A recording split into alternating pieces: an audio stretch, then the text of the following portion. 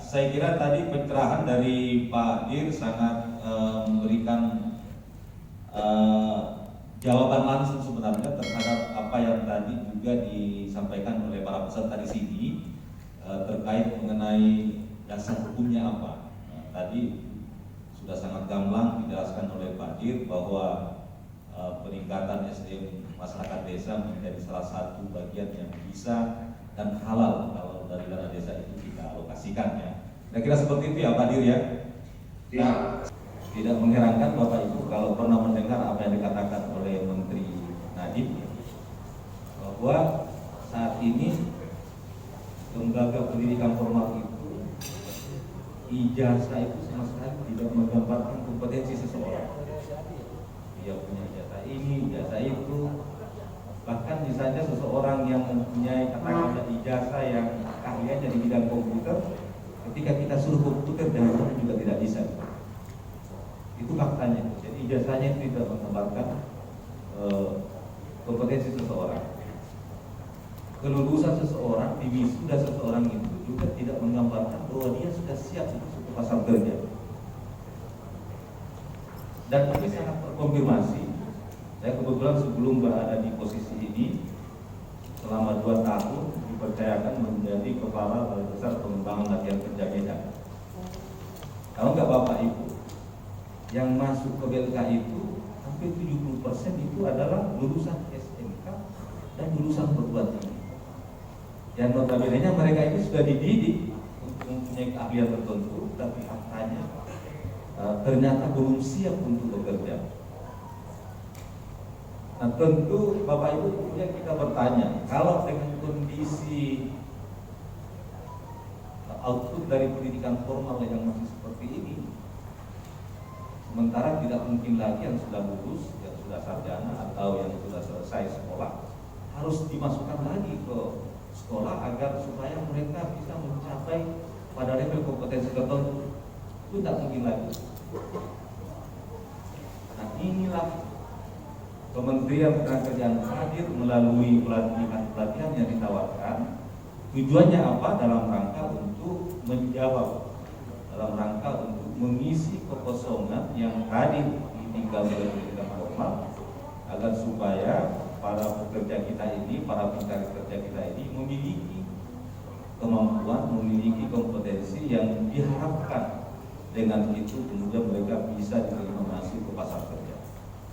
Nah, oleh karena itu keberadaan kita menjadi sangat strategis dalam rangka untuk mengatasi permasalahan SDM. Inilah sebabnya 2 menteri ini, baik Menteri Desa maupun Menteri Ketenagakerjaan, melihat bahwa ada potensi kolaborasi yang sebenarnya bisa kita mainkan bersama untuk bersama-sama kita mengatasi permasalahan SDM ini yang tadi itu, kalau kita ingin menjadi negara besar di tahun 2030, 2040, bahkan nanti di 2045 sebagai kekuatan ekonomi 4 terbesar di dunia, maka syaratnya adalah kita harus mempunyai tenaga kerja kompeten.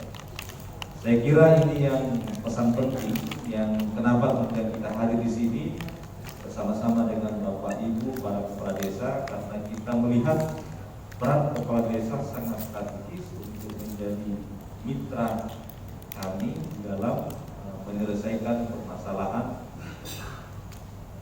SDM ini yang kalau kita tidak bersama-sama mengawalnya. Tadi Pak Sekjen menyampaikan saat ini kita berada pada era yang disebut dengan bonus demografi. Masyarakat kita lebih banyak yang muda daripada yang tua.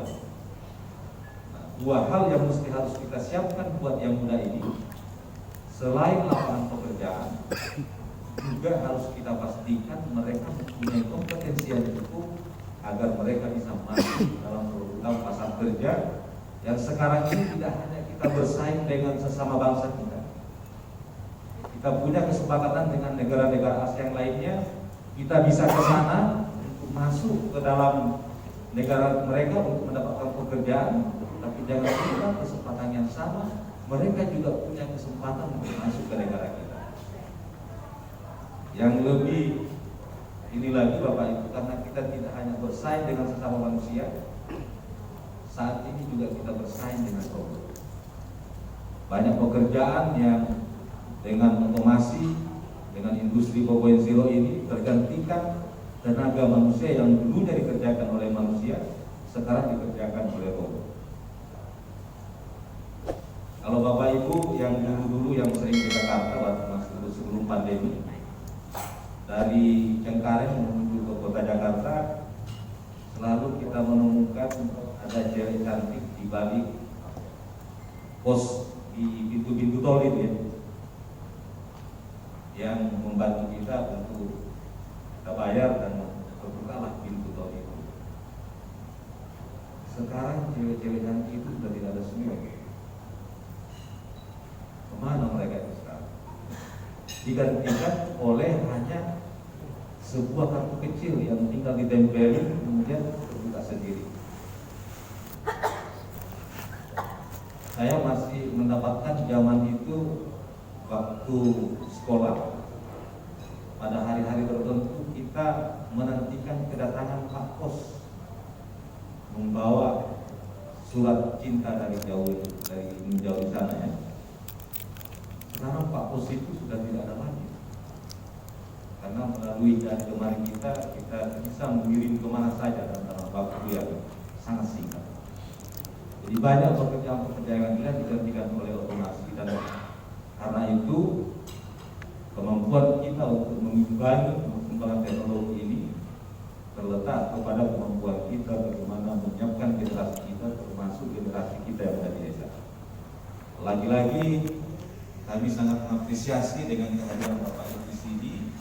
Mudah-mudahan meskipun 60 orang dari 74.000 kepala desa di seluruh Indonesia, tentu ini jumlah yang sangat kecil, tapi mudah-mudahan dari 60 orang inilah kemudian tersebar informasi ini, dan sama-sama kita punya satu pemahaman bahwa peningkatan SDM ini sesuatu yang mutlak yang mesti harus kita pikirkan bersama agar kita bisa mencapai tadi negara dengan kekuatan terbesar di dunia.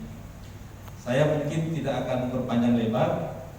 Kesempatan pertama saya akan berikan kepada Pak Bandi untuk bisa mengeksplor lebih jauh mengenai apa yang bisa kita kolaborasikan, apa yang Bapak Ibu bisa manfaatkan dari keberadaan lembaga pelatihan tempat kami.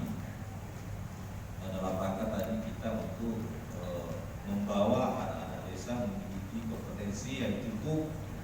Kalau tadi seperti yang digambar itu seorang tukang las profesional misalnya, itu kita punya pelatihannya terkait dengan itu.